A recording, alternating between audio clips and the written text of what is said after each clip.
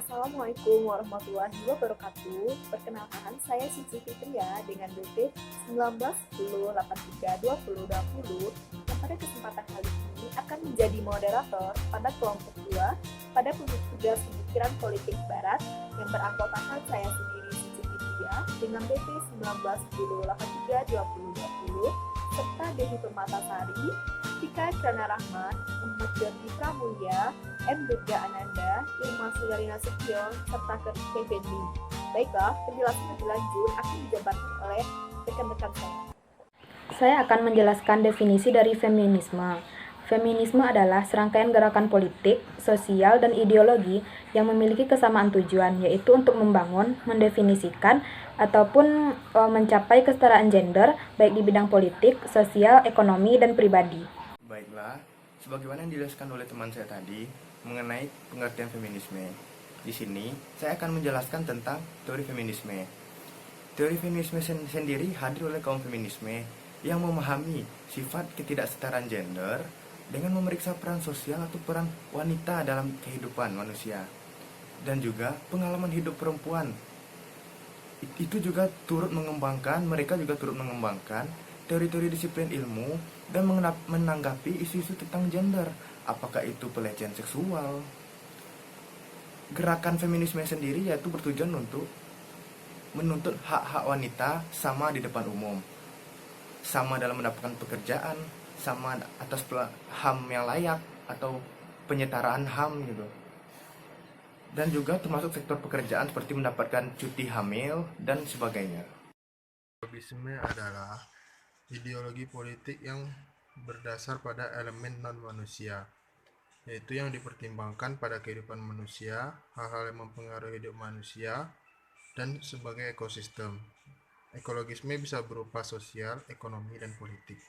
Penyebab kejahatan menurut teori ekologisme. Menurut teori ini ada 4 penyebab kejahatan, yaitu kepadatan penduduk, yang kedua mobilitas penduduk, yang ketiga hubungan desa dengan kota berkaitan dengan urbanisasi, dan yang keempat daerah kejahatan dan perumahan kumuh. Di daerah kejahatan dan perumahan kumuh ini ada beberapa daerah, yaitu yang pertama daerah pusat perdagangan, yang kedua daerah sela, yaitu antara perumahan dan permukiman, dan yang ketiga daerah yang ditempati oleh para pekerja daerah, tempat tinggal orang terhormat. Tentang multikulturalisme.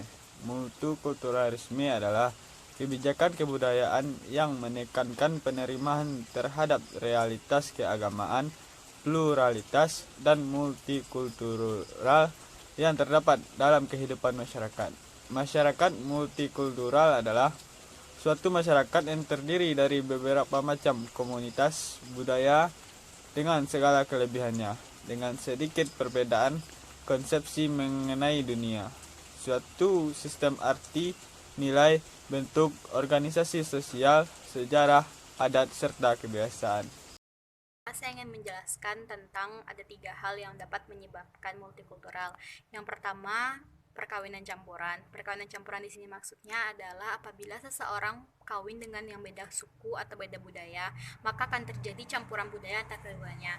Contohnya orang Sumatera menikah dengan orang Jawa, maka itu akan menyebabkan budayanya akan saling bertukar dan menyebabkan multikultural. Yang kedua, yaitu letak geografis Indonesia. Letak geografis Indonesia yang berbeda-beda menyebabkan satu budaya dengan budaya lainnya akan berbeda-beda pula. Selanjutnya yaitu iklim. Iklim maksudnya sini adalah apabila orang yang tinggal di pegunungan akan berbeda iklim dengan orang yang tinggal di lautan. Nah, dari sana juga kita dapat membedakan budayanya dan terjadilah multikultural di antara keduanya. Terima kasih. Baiklah, multikultural dapat terjadi di Indonesia disebabkan oleh beberapa alasan. Pertama, letak geografis Indonesia itu sendiri. Yang kedua, perkawinan campur yang terjadi di dalam masyarakat Indonesia. Yang ketiga, iklim. Baiklah, sekian presentasi dari kelompok kami. Apabila ada kesalahan, kami mohon maaf. Kami akhiri dengan Assalamualaikum warahmatullahi wabarakatuh.